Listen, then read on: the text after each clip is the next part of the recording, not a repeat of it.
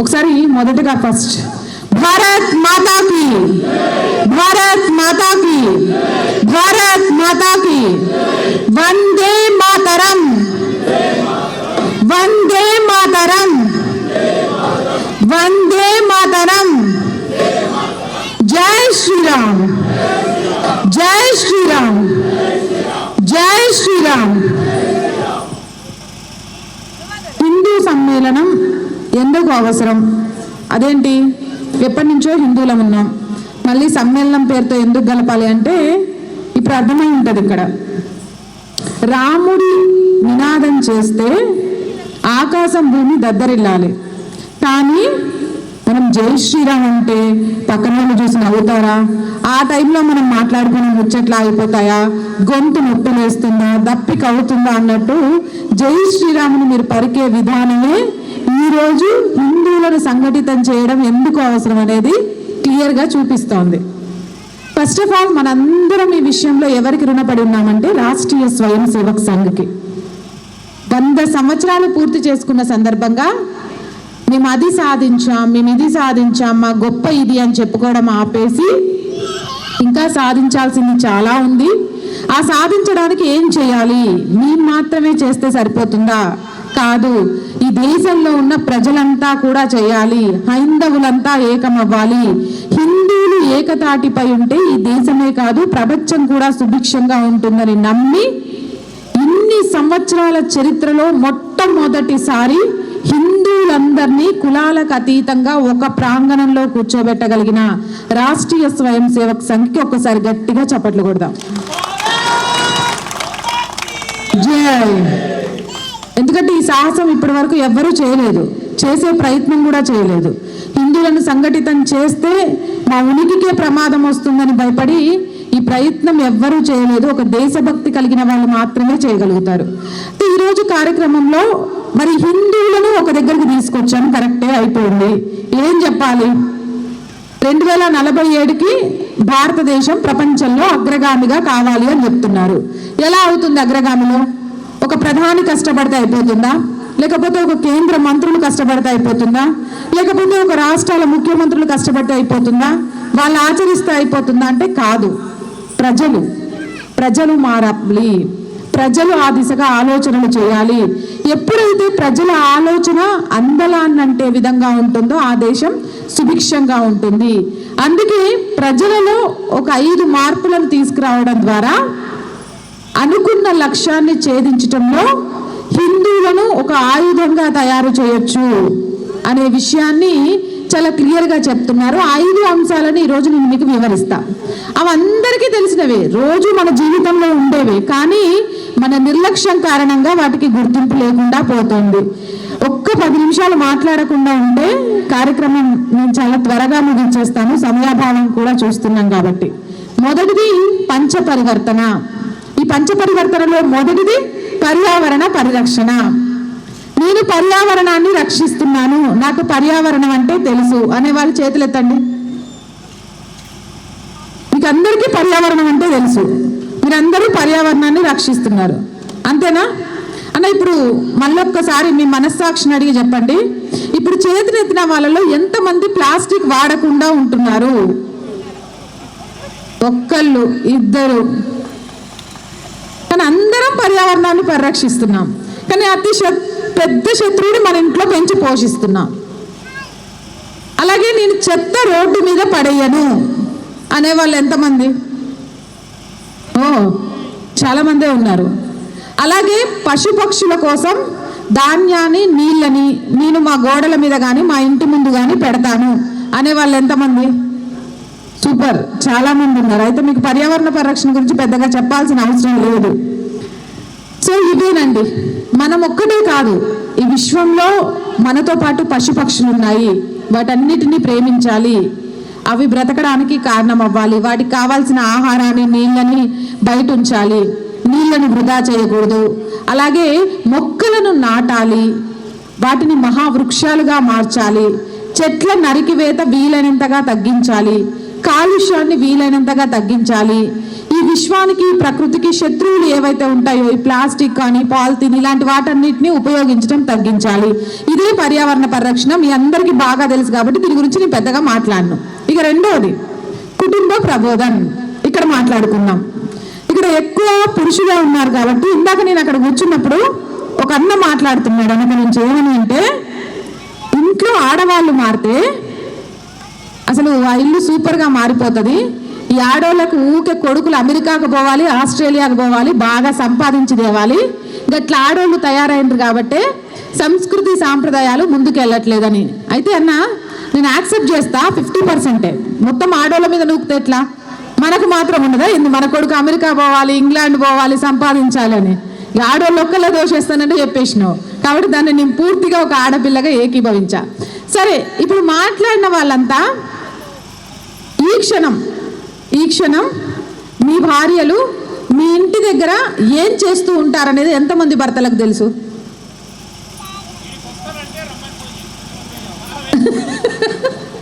ఒకళ్ళు, ఇద్దరు, ముగ్గురు. సరే, మార్నింగ్ మీ ఆవిడ మీ అందరికి భోజనం పెట్టిందా? మధ్యాహ్నం అన్నం తినే వచ్చారుగా ఇంట్లో నుంచి అందరూ? తిన్నారన్నా? తిన్నారు కదా. మీ భార్య చేతి గాజుల రంగు ఏంటి?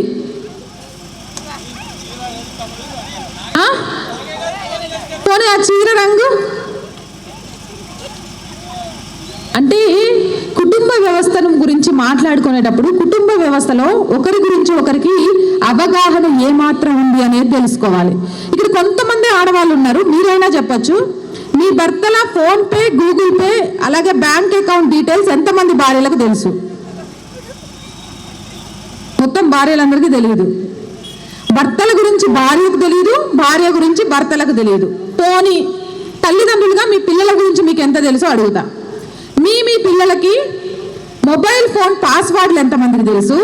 సోషల్ మీడియాలో ఏ అకౌంట్లు ఉన్నాయనేది ఎంతమందికి తెలుసు? వాళ్ళు ఎంతమంది ఫ్రెండ్స్ని ఫాలో అవుతున్నారు, సెలబ్రిటీలను ఫాలో అవుతున్నారు అనేది ఎంతమంది తల్లిదండ్రులకు తెలుసు? ఇదైతే ఎవ్వరికీ తెలియదు. అంటే భార్య గురించి భర్తకు తెలియదు, భర్త గురించి భార్యకు తెలియదు, పోనీ పిల్లల గురించి తల్లిదండ్రులకు తెలియదు. మరి ఇలా ఉంటే కుటుంబ వ్యవస్థ రాముడి లాంటి ఆదర్శ కుటుంబంలా ఎలా మారతాం? అడవులకు వెళ్ళేది రాముడే అయినా నా భర్తకు అడవులకు వెళుతుంటే నేను ఆ భవనంలో ఉండలేనని అడవులకు వెళ్ళింది సీతమ్మ. అంటే భర్త మనసు తెలుసుకుంది. అలాగే లోకులు కాకులు అని రాజ్యాన్నేలానని సీతమ్మని అడవుల పాలు చేసిన యజ్ఞం చేయాల్సి వస్తే నా హృదయంలో సీతకు తప్ప ఇంకెవరికి స్థానం లేదు అని విగ్రహాన్ని తయారు చేసి యజ్ఞం చేయించాడు రాముడు. అలాంటి గొప్ప వారసులకు వంశం నుంచి వస్తున్న మనం ఈరోజు భార్యాభర్తలుగా ఎంత కలిసి బ్రతుకుతున్నాం?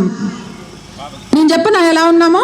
భర్త పొద్దున్నే లేవాలి, రెడీ అవ్వాలి, బాక్స్ ఇస్తే తీసుకోవాలి, ఆఫీస్కి వెళ్ళాలి, సంపాదించాలి, సాయంత్రం వచ్చేటప్పుడు కూరగాయలు తేవాలి, కాసేపు ఫోన్లో ముచ్చట్లు పెట్టాలి, అయిపోయాక వండుకోవాలి. ఇంకా భార్య, మా ఆయన ఏం కూరగాయలు తెచ్చిండు, ఈ వారానికి వీటిని సరిపడిస్తా, నాకు బియ్యం ఉన్నాయా, మా ఆయనకి ఏం చెప్పాలి, వెళ్ళిపోయిన గబా గబా పని అయిపోయింది, ఆ తర్వాత టీవీ పెట్టుకున్నానా, సీరియల్ చూసేసిన భార్య.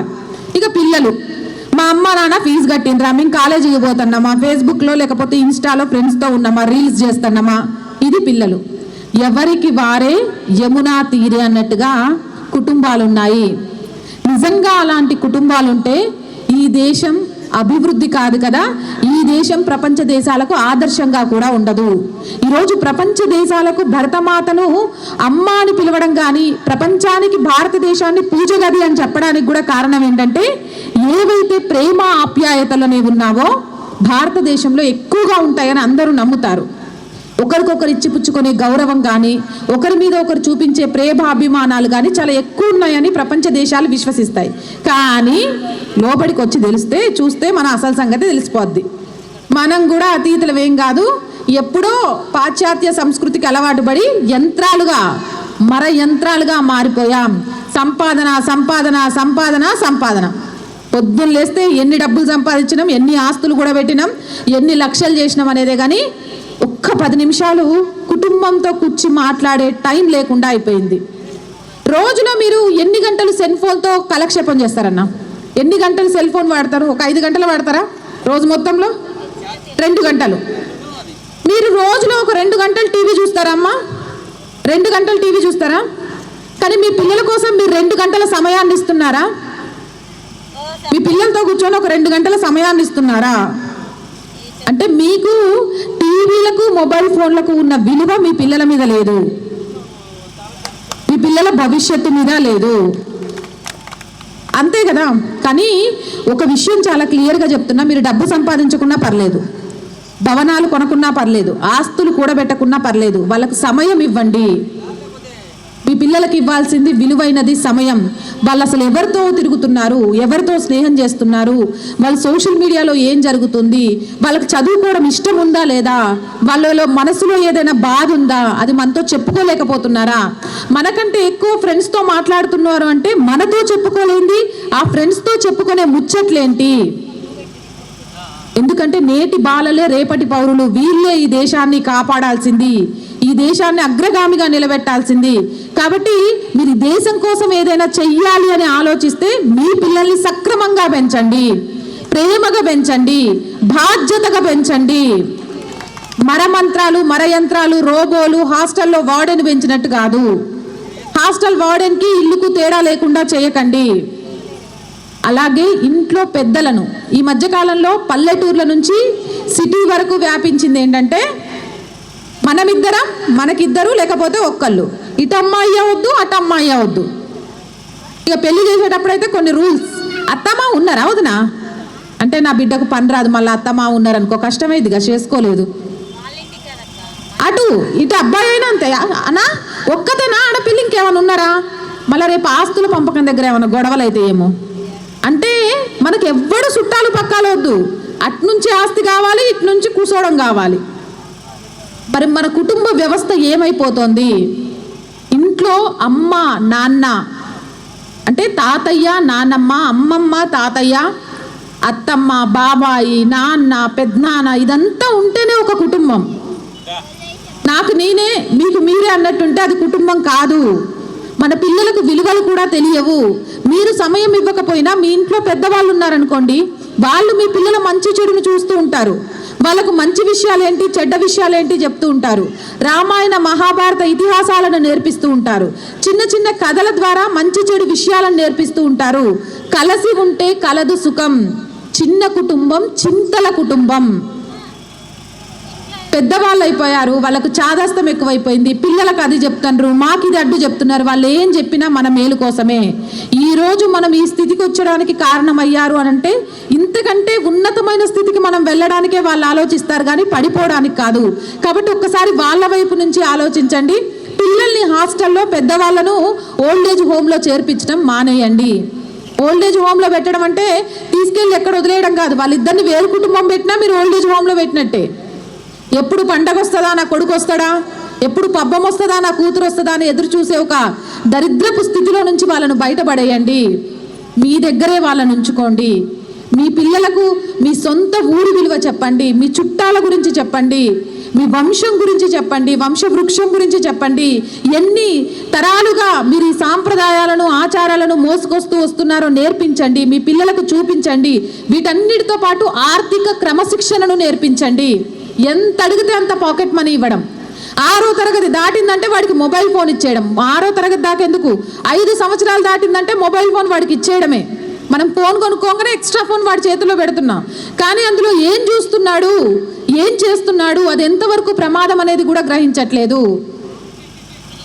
కానీ ఈరోజు పిల్లలు టెక్నాలజీ ఎంత మేలు చేస్తుందో అంత కీడు కూడా చేస్తుంది అనేది గ్రహించలేకపోతున్నాం. కాబట్టి పిల్లల్ని గమనిస్తూ ఉండండి, సమయం ఇస్తూ ఉండండి, వాళ్ళ కోసం బ్రతకండి.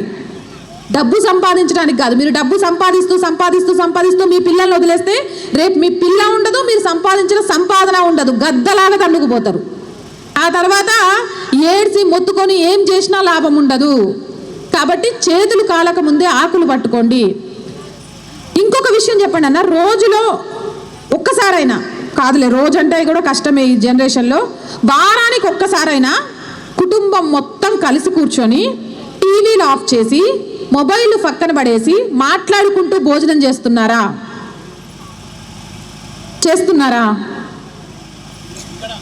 అన్నం తినేటప్పుడు కూడా ఒక్క కుటుంబం, అన్నం తినేటప్పుడు కూడా అసలు భార్య ఏమొండింది, పిల్లలు ఇష్టంగా ఏం తింటున్నారు, నేను తీసుకొచ్చినవి నచ్చినాయా లేదా, పోనీ నా చేతి వంట మా వారికి నచ్చిందా లేదా, పిల్లలు ఎలా తింటున్నారు అంటే గమనించకుండా ఎవరికి వాళ్ళం తినేస్తూ ఉంటున్నాం. అది కాదన్న జీవితం అంటే.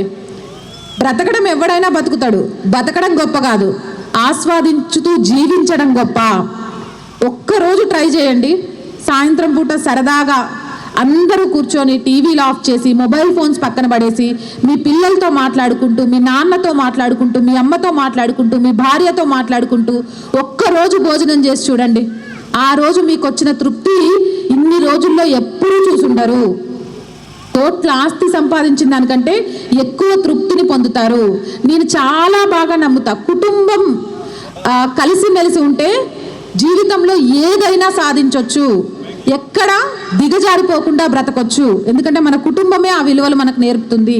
అలాంటి కుటుంబాలు తయారవ్వాలి దేశంలో, అలాంటి హైందవ కుటుంబాలు తయారవ్వాలి. అలాగే కుటుంబంతో పాటు మనం మారాల్సిన మరొకటి సమాజం. సమాజంలో ఈ రోజు వరకు హిందూ సమ్మేళనం ఇక్కడ జరుగుతుంది, ఓకే. రెడ్డి కార్తీక వనభోజనాలు, కమ్మ కార్తీక వనభోజనాలు, కాపు కార్తీక వనభోజనాలని కాకుండా హిందూ కార్తీక వనభోజనాలని ఎప్పుడైనా జరిగాయా? జరగలేదు. అంటే మనం కులానికి ఇచ్చే విలువ మనుషులకు ఇవ్వట్లేదు.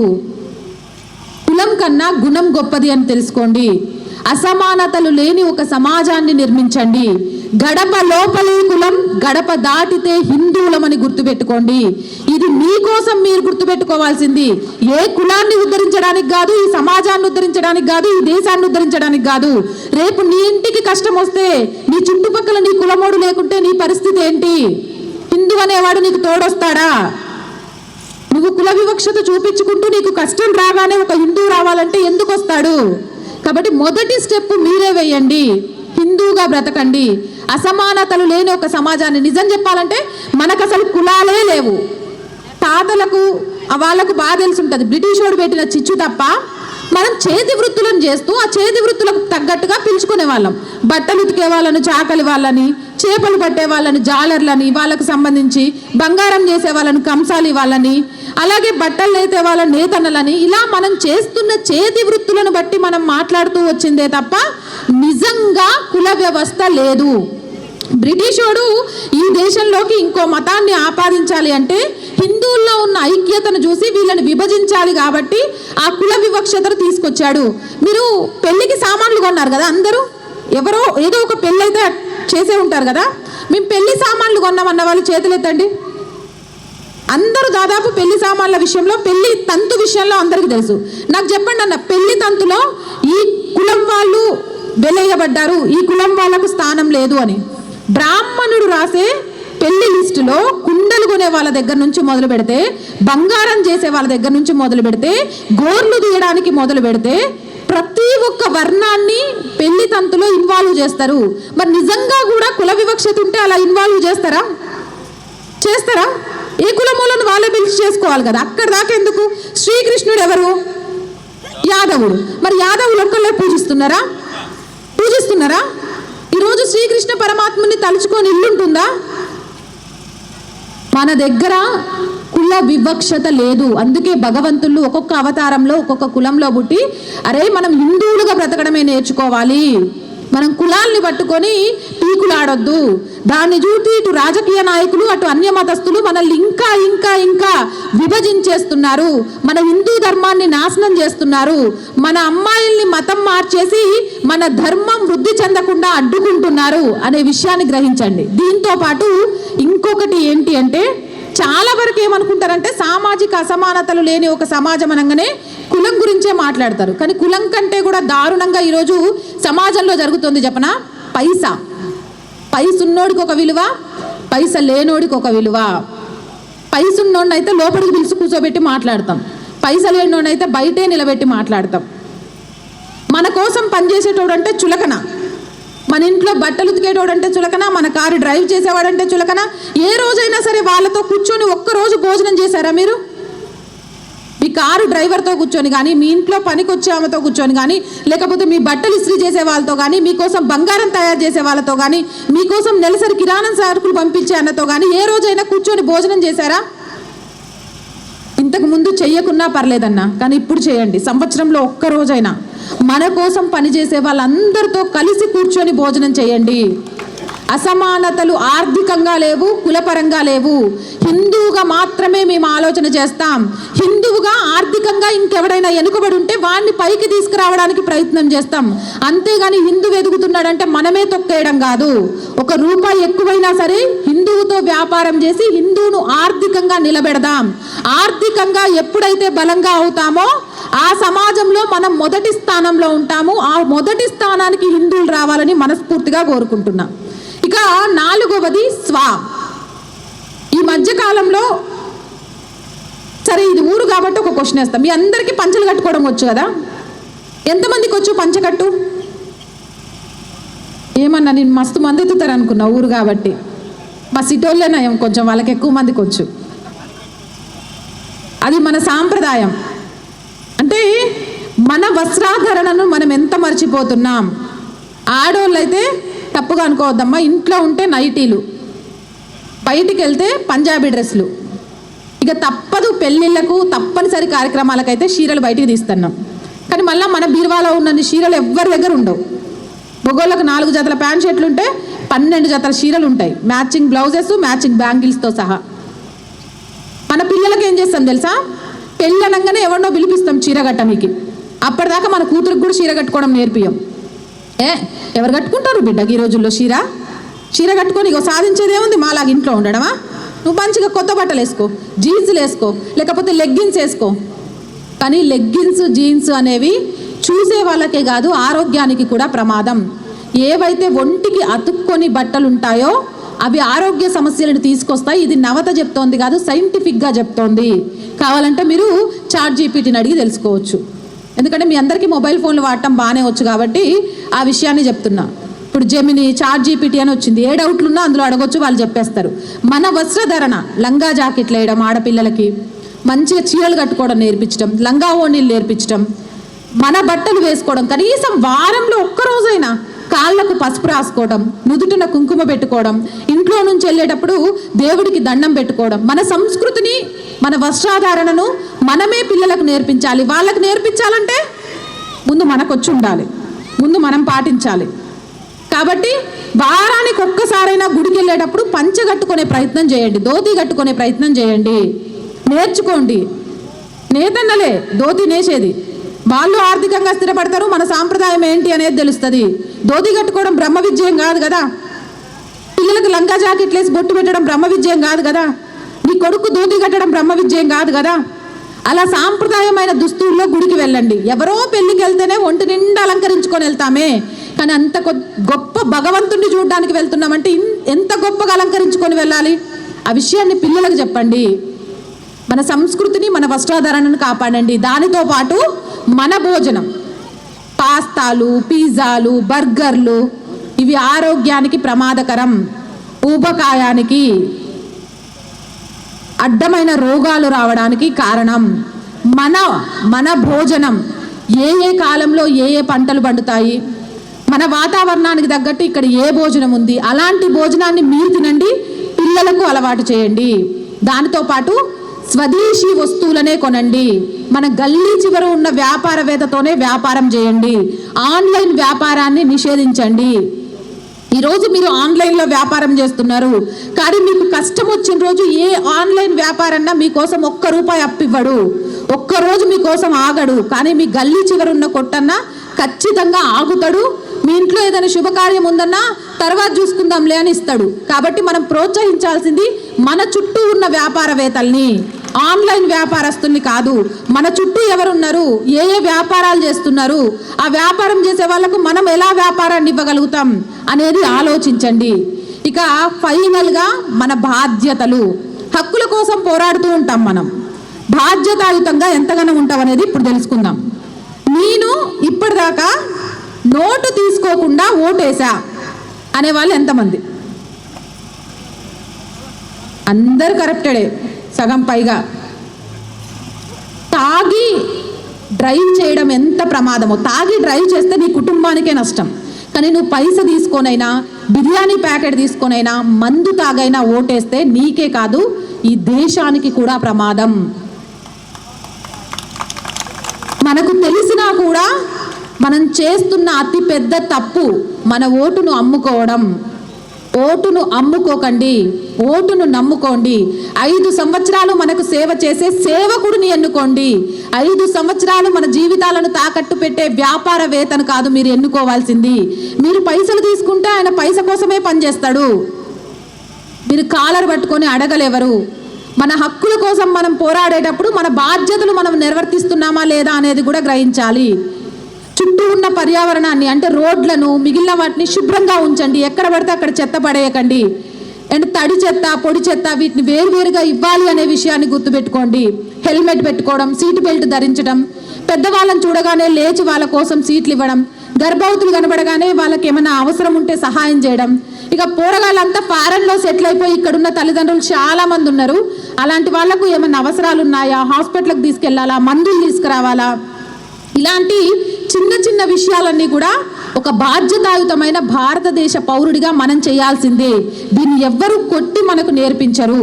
ఈ 5 మార్పులు గనక మనలో మనం చేసుకుంటే ఏంటివవి?